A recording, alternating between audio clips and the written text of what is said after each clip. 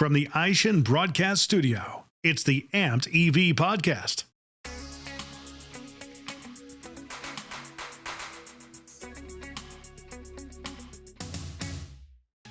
Hello and welcome to the Amped EV Podcast. My name is David, I'm your host, and today we are speaking about hydrogen fuel cell powered electric refuse trucks with Parker Meeks, the CEO of Hyzon. Let's get to the interview.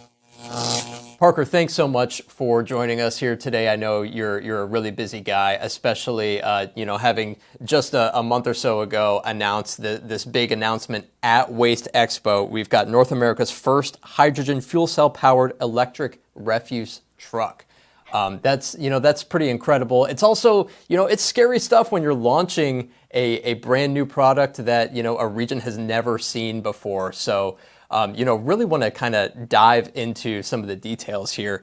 Can you tell me, how does the performance of this vehicle compare to, internal combustion engine vehicle or even an all-electric counterpart that you might see? Well, first, David, thanks so much for having me today. I'm excited to be on, and we're thrilled to have, in partnership with New Way, brought this revolutionary truck to market, first in Australia and now to the U.S. In short, just for the audience, our truck, when you see it on the streets, looks exactly like a diesel or refuse truck. It just is powered by a hydrogen fuel cell in combination with a battery. And the real challenge that we all face is how do you have a zero-emission refuse truck that is not emitting dirty emissions in neighborhoods and by businesses and schools that does all the work that diesel or CNG does now. And the good news is, we proved in our launch of the platform in Sydney that this fuel cell truck does all the work of diesel for a full day, up and down up to 18% grades, which if you don't know what that means, go in your neighborhood, the highest grade you probably will see isn't higher than 10% in most neighborhoods. So incredibly hilly conditions. And that truck over 4 months did all the work of diesel without needing to refuel. To do a full day in certain routes, you need to do, between 1,000 and 1,400 bin lifts per a day. That truck was able to do that work to go the 150 kilometers or so that route tree reacquired. So in short, what we showed in Australia for 4 months with the fifth largest fleet in the world, a fleet called Remondis, is fuel cell trucks. Our truck can do the work of diesel and CNG without refueling, no restrictions. And that's why we saw the response at Waste Expo. I mean, it was a thrill to be at my first ever Waste Expo to see all the innovation in that industry. But frankly, having what we see as the first and only viable zero-emission truck in refuse collection in the U.S. market that's about to go into trial was a very exciting thing that got a great response. Fantastic. And when you're comparing the capability of this new entry into the market to something like, diesel or CNG or full battery electric, where does it kind of stack up against your competition, so to speak? Yeah. Well, first I'll start with, what's the difference in performance between any electric truck and a diesel or CNG truck quickly, and then where does fuel cell out compete battery? And generally, when you look at a electric vehicle, which our truck in the end uses electricity to power the vehicle, a fuel cell generates that electricity that both charges the battery that's on board, the small battery that's on board, and powers the truck directly when necessary. It's essentially obviously quieter, no vibration, no emissions, and additionally has a higher torque response if and when that truck needs it. Think about the tricky situation where a garbage truck is entering a freeway, right? Trying to get up to freeway speeds. Sure. That's a pretty challenging, scary situation often when it's a diesel or CNG truck chugging along, trying to get up to 50 plus miles per hour. Our electric vehicle, like all electric vehicles, has that torque response. So drivers love it. They love that they don't come home smelling like diesel, that they're not vibrating around all day as much, and that they're able to really safely operate that truck on and off high speeds. When comparing it to battery electric, it's quite simple. Most battery electric refuse trucks have been in testing for 12 to 15 months, right? And many large fleets in the U.S. have seen what they can do. And while they can do the work on a a micro level, going job to job, house to house, the weight of the batteries creates a situation where most battery trucks can only do about 40 to 50% of a day's work, right? And that's a significant weight penalty that's on the truck because of how heavy those batteries are. So the key really to doing the work of diesel or CNG is how much trash can you carry? And the typical payload on a refuse truck is about 10 tons. For our trucks, the good news is we expect when they're commercialized to carry that full 10 tons, no weight penalty. That allows us to do all the work of diesel or CNG without having to refuel or to make more trips than we need to. Battery trucks, unfortunately, have a significant weight payload. Those batteries are quite heavy. And so what we're seeing in most battery trucks is up to a 40% payload penalty, meaning they can carry only, call it 6 to 7 tons of trash. And that's a big problem because to accomplish the same refuse collection in a single day, you're either making 40% more trips or you're buying 25 to 40% more trucks. So that is the fundamental reason why refuse fleets are so excited to try our truck to see what we did in Australia replicated here in the US, because we believe we have a vehicle that is the only viable zero-emission refuse collection vehicle on the market today, and it could be that way for the next 2 to 3 years, given we don't think battery trucks get that much better until there's a big technology breakthrough, solving that weight issue. And we're the only announced fuel cell truck that's expected to be on the market for refuse collection for at least 2 years. And we think that it could be longer than that. Wow. Well, 40%, that kind of blows my mind. It makes a lot of sense, but you don't think that it could really cut in that, to that degree. So that makes a lot of sense to me. Now, I would imagine one of the larger challenges that you're probably running into is infrastructure, is fueling infrastructure and being able to scale something like that. Can you explain a little bit about your strategy there and kind of how you're helping the fleets that might be interested in a truck like this and helping them set that up? Yeah, it is honestly at this point the biggest challenge that we face as an industry is availability of fuel. That's not just low carbon hydrogen molecules, it's also dispensing points, right? Where do you actually fill up the truck? Now, this is partially solved by the fact that we are focused on back to base fleets, right? So these are fleets that either are in refuse or in food and beverage delivery or warehouse to warehouse, point to point. And these fleets are typically refueling on location today, diesel or CNG, and doing it in point concentrations where you may have 100 to 400 trucks at a single warehouse or landfill site. So what that does is it allows us to start this transition with a really focused, centrally located fueling point, either on site or by identifying either in the same customer or multiple customers where those individual fueling points are in the same footprint, right? To do essentially a shared location for fueling that's in the footprint of these fleets. What I've told the market when I tell customers very directly is we're not waiting on public stations. We're very excited about the programs in California, for instance, and Texas, by the way, where they are putting in public stations now. The permitting and the construction process, all that's going to take time. And those stations will be tremendously helpful as they come online. But you're probably, if you made a decision to go build a station tomorrow, it would probably take 18 to 24 months to fully permit, construct, commission, get that station running, if it's a proper large public station. So we're focused on either semi-private fueling infrastructure for our fleets. Mobile fuelers are the way this is going to start. Our Class 8 trucks that are in operation in California today with Performance Food Group, for instance, who's the 5th largest private fleet in the country, those are being fueled by Pilot on a mobile fueler now. And we see that being a method that will allow us to get fuel to fleets at a price that isn't the price we want in the end, right? Because mobile fueling is expensive, but is good enough to get us going on the first 5 to 10 truck delivery, right? Which is the typical size of a first year delivery to a single fleet, with a vision that we've already pre-planned with a fleet of how that goes from 5 to 10 to 15 to 30 to 30 to 50 trucks per fleet per location.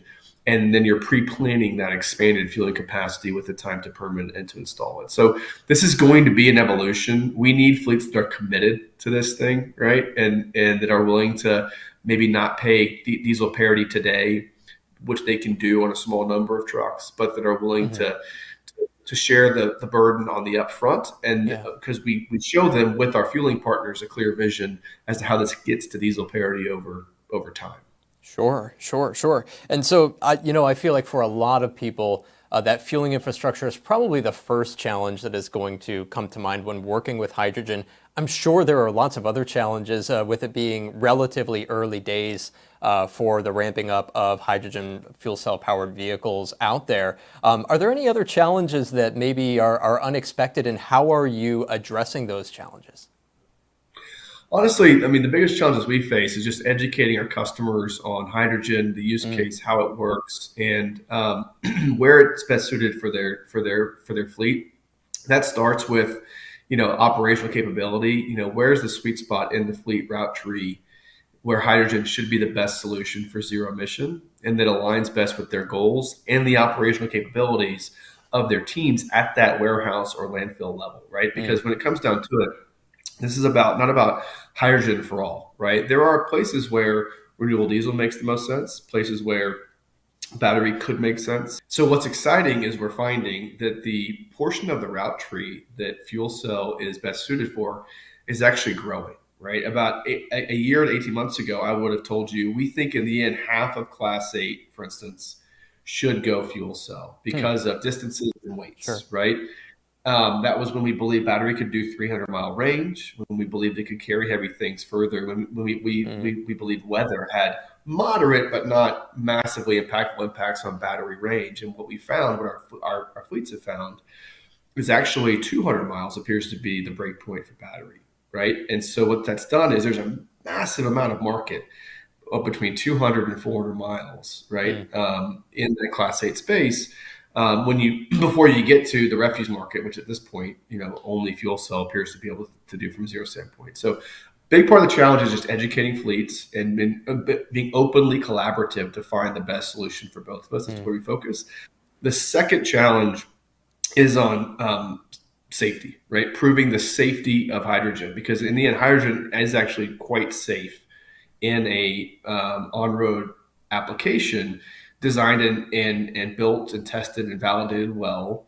And this has, been handled in mobile applications going back to the space program, right? Where hydrogen-fueled rockets and hydrogen-fueled vehicles on the moon. And we work very hard in both our design and packaging and assembly of our trucks and fuel cells, and in how we educate both the customer and our service partners how to handle hydrogen. Luckily, the CNG and LNG truck phase has helped us as an industry figure out how to handle compressed gases. It's a different compressed gas, obviously, but how we think about sensors, how we think about, startup and shutdown protocols, how we think about safety protocols, if something happens. But we also have to remind people that, because hydrogen is so light, if there is an incident, and that, for instance, hydrogen tank, which is incredibly resilient and strongly engineered and built, if something does happen where there is a leak, that hydrogen is so light it's gonna fly up and not pool on the ground like diesel or gasoline does, right? Sure. So educating the customer, showing them why we're so confident in the safety and quality, and then also educating everyone else in the ecosystem, like service partners and fire departments and everyone else in the community as we're doing this transition. Absolutely. Presented from the Hyzon Broadcast Studio at Babcock's Media. You mentioned before, I'm sure you have learned a lot from testing this and very similar equipment in Australia.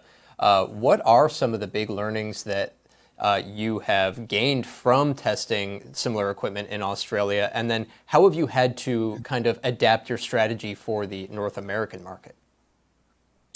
So Australia has been a tremendous proving ground for us. And it's funny, people ask me, why did you start with a business also in Australia? And it's a long story, but I'm very glad that we did. That team has been incredibly productive. They've taken 2 platforms to market now for Hyzon, both the refuge truck and our first Class 8 heavy-duty 200-kilowatt truck. And what we did in Australia really is have a mighty team, strongly engineer, test, and validate that platform and put it to work in a very challenging use case. So We learned how to package into a refuse application. We worked closely with the body partner down there, which our body partner in Australia is a company called Superior Pack, who's a great leader in their parent company in Europe and Australia. And we also learned how to test and validate that truck in full refuse operation, which is actually more complicated than a Class 8 truck, right? Because that fuel cell, that battery has to power not just the truck, but the compactor as well, right? That whole refuse body. So we uniquely now have a fuel cell operation that can power an electric power takeoff, a PTO, which is great and required for refuse, but also has applications in other vehicle types like a Class 6 or Class 8 truck. Sure. And finally, the use case that we ran it in was very challenging, right? 18% grades, very hilly, in a residential, true compact residential footprint where there's cul-de-sacs, there's tight turns, there's tight corners, there's highway parts of that route. So truly, it was, I think, on the upper end of complexity of the actual terrain and use case that truck ran for 4 months, fully powered by a customer that's, a very large, top 5 in the world refuse fleet that knows how to beat up trucks. So we think all of that learning really comes into play directly. It all translates to how we package and take the U.S. truck to market. There are differences, of course. There's differences in specification and in the base vehicle. Because in the end, Hyzon is a fuel cell developer and manufacturer, right? We are doing trucks to move this thing along faster. We work on base vehicles that are existing OEM trucks. So it's actually quite easy for us to adapt from an Australian standard to a US standard. We're not making the truck, right? We use the same truck, the same base OEM truck for the US market today, but they already have trucks built for US standards. So we just take the same packaging, adapt it moderately, but that transition is quite seamless and quite quick, which is why you saw us go from demonstrating a truck in Australia that concluded in February and bringing the U.S. truck to market in May. Wow. Yeah, I wouldn't have even thought of that. That's very, very, very interesting. I want to talk about the significance of your partnerships in North America, specifically New Way Trucks and Recology. What are these companies bringing to the table for you? And then what are you hoping to learn from their experience? Yeah, well, first, we couldn't be more happy and proud of our partnerships and thankful to have the partners by our side that we do. And New Way has been a great partner to us. We basically looked at the U.S. market and said, where can we find a leading, refuse manufacturer who really wants to move this forward. And New Way stepped up and they were very collaborative, very open, wanting to make this work. And frankly, their refuse body technology is leading, right? So seeing that combination of Hyzon's technology and our fuel cell powered chassis with the New Way body, we thought just made perfect sense to launch that truck in the U.S. And it truly is taking two different leading technologies and putting them together in a product that works really, really well.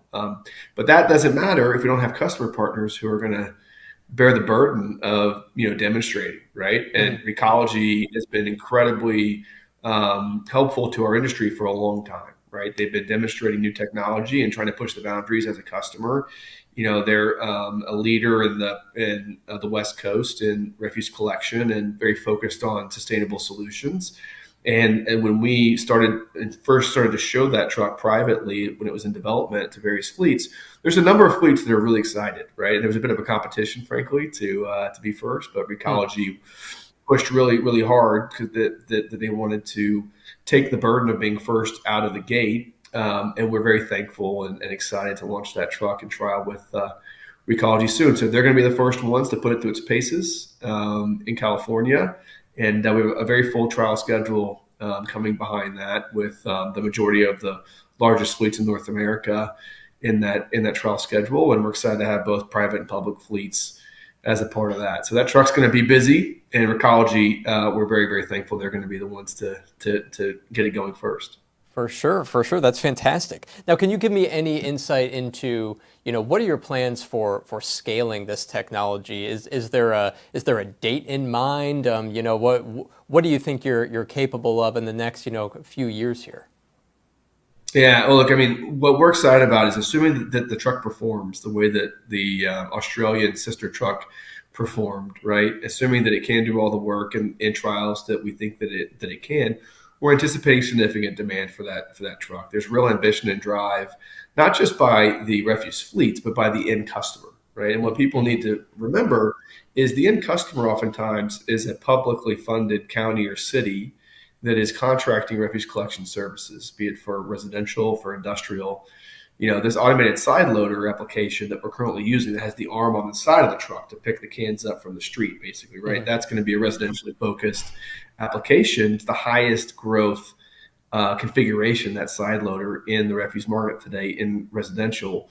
And many cities and counties, large cities and counties in California, are now including in their RFPs for refuse collection services a requirement to have a certain number of zero-emission trucks in the fleet by 2026, 2027, 2028.